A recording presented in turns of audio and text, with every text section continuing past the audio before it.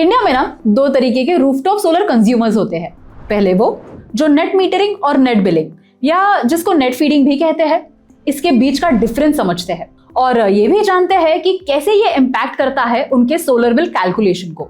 और दूसरे वो जिन्होंने घर में रूफटॉप सोलर सिस्टम तो लगवा लिया, लेकिन आज भी उन्हें ये नहीं पता कि बिजली का बिल एक्चुअली कैलकुलेट कैसे होता है।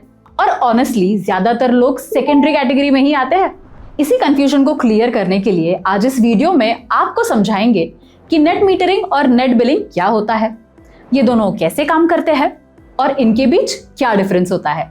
तो चलिए वीडियो को स्टार्ट करते हैं, लेकिन उससे पहले इस वीडियो को लाइक और शेयर कर दो और इसके साथ ही चैनल को सब्सक्राइब भी कर लीजिए। तो सबसे पहले नेट मीटरिंग से स्टार्ट करते हैं। देखिए, नेट मीटरिंग अगर सिंपल शब्दों में कहे तो यूनिट टू यूनिट सेटलमेंट होता है। जब भी आप अपने घर में ऑन ग्रिड या हाइब्रिड रूफटॉप सोलर सिस्टम लगवाते हैं तो आपका rooftop solar system electricity grid के साथ कनेक्टेड होता है। दिन में सोलर पैनल्स जो बिजली जनरेट करते हैं उससे सबसे पहले आपके घर के अप्लायंसेस चलते हैं, और अगर उस वक्त आपका रूफटॉप सोलर सिस्टम घर की जरूरत से ज्यादा इलेक्ट्रिसिटी बना रहा है तो एक्स्ट्रा बिजली ऑटोमेटिकली ग्रिड में चली जाती है, जिसको एक्सपोर्ट कहते हैं। वही रात में जब सोलर जनरेशन नहीं होती है तब आपका घर ग्रिड से इलेक्ट्रिसिटी लेता है, इसको इंपोर्ट कहते हैं। अब महीने के एंड में डिस्कॉम ये कैलकुलेट करती है कि आपने ग्रिड को कितनी इलेक्ट्रिसिटी दी यानी एक्सपोर्ट की, और ग्रिड से कितनी इलेक्ट्रिसिटी ली यानी इंपोर्ट करी। इसी इंपोर्ट एक्सपोर्ट के एडजस्टमेंट को नेट मीटरिंग कहा जाता है। इस प्रोसेस के लिए डिस्कॉम आपके घर में एक बाई डायरेक्शनल मीटर यानी नेट मीटर लगाती है जो ग्रिड से इंपोर्ट हुई बिजली और ग्रिड को एक्सपोर्ट की गई बिजली का रिकॉर्ड रखता है। और अगर आपके घर में पहले से स्मार्ट मीटर लगा हो तो उसमें एक्सपोर्ट फीचर एनेबल किया जाता है। चलिए इसे एक एग्जाम्पल से समझते हैं। मान लीजिए जनवरी में आपके रूफटॉप सोलर सिस्टम ने 200 यूनिट्स इलेक्ट्रिसिटी जनरेट किया, लेकिन घर में सिर्फ 150 यूनिट्स ही यूज हुए। बाकी बचे 50 यूनिट्स ग्रिड में एक्सपोर्ट हो गए और ये यूनिट्स नेक्स्ट मंथ के बिल में कैरी फॉरवर्ड हो जाएंगे।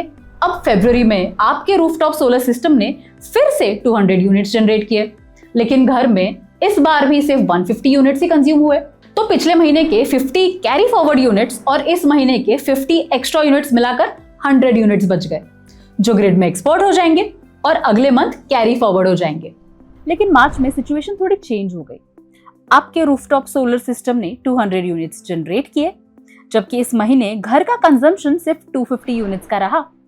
इसका मतलब आपको ग्रिड से सिर्फ 50 यूनिट्स इंपोर्ट करने पड़े।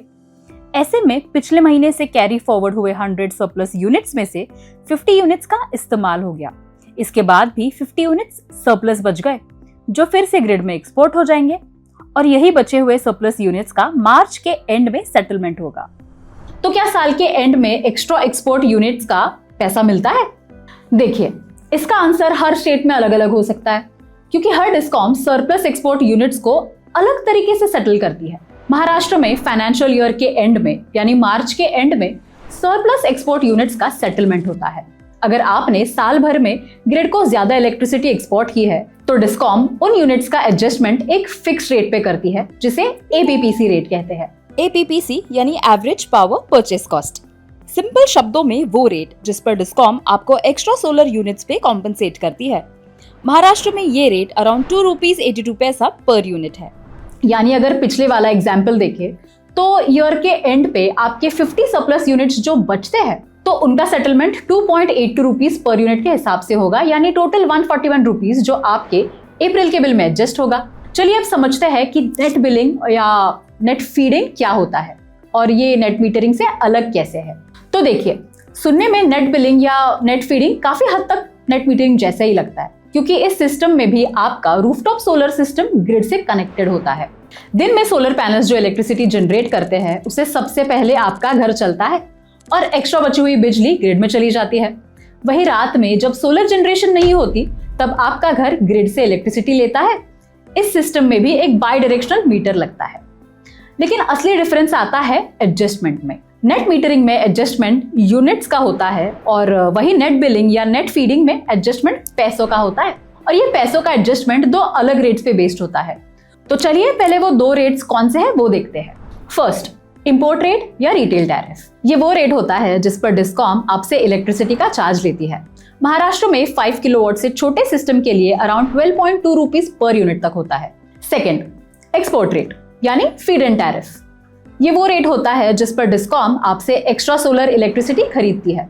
और याद रहे, ये एपीपीसी रेट से अलग होता है। महीने के एंड में आपने जितनी इलेक्ट्रिसिटी ग्रिड से ली होती है और जितनी ग्रिड को दी होती है, उन दोनों का पैसों में कैलकुलेशन करके फाइनल बिल तैयार किया जाता है।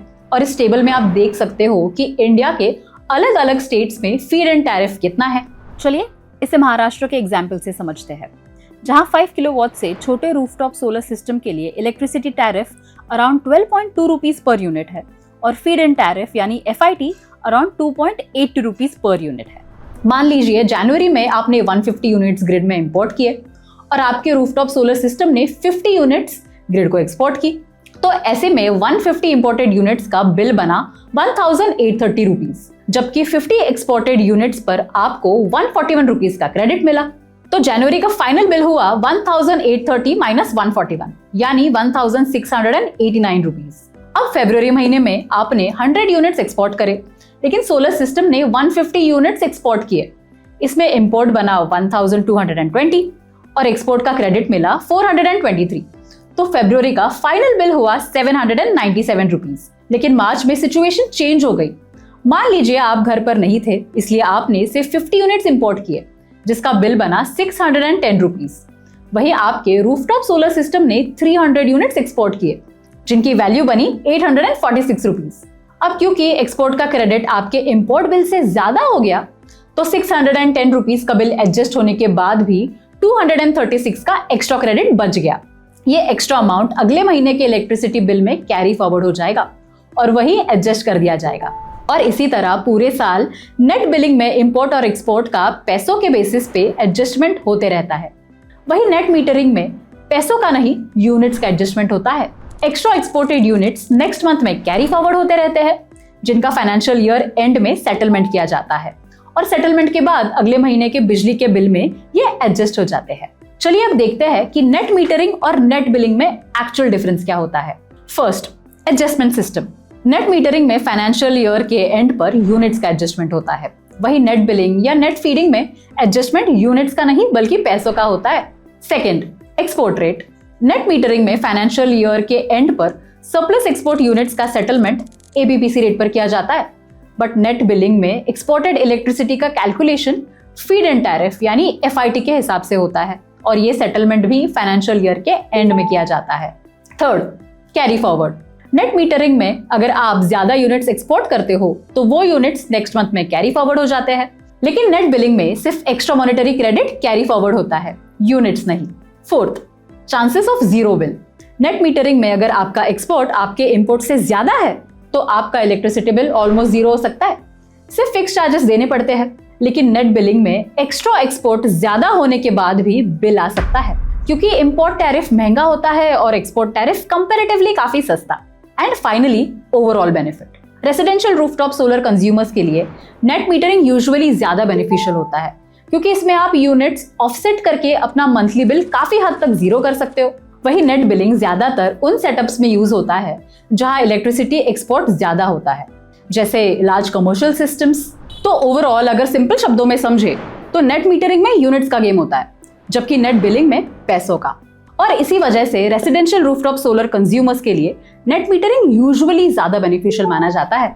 आशा है कि आपको नेट बिलिंग और नेट मीटरिंग के बीच का फर्क समझ आ गया होगा, लेकिन फिर भी अगर आपके कोई सोलर रिलेटेड सवाल अनआंसर्ड रह गए हैं तो कमेंट्स में जरूर पूछिएगा, हम उस पर भी वीडियो लेके आएंगे।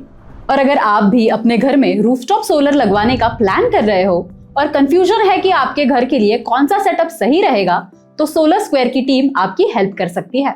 आप हमारे साथ एक फ्री सोलर कंसल्टेशन बुक कर सकते हो। इसकी लिंक आपको वीडियो के डिस्क्रिप्शन और कमेंट बॉक्स में मिल जाएगी।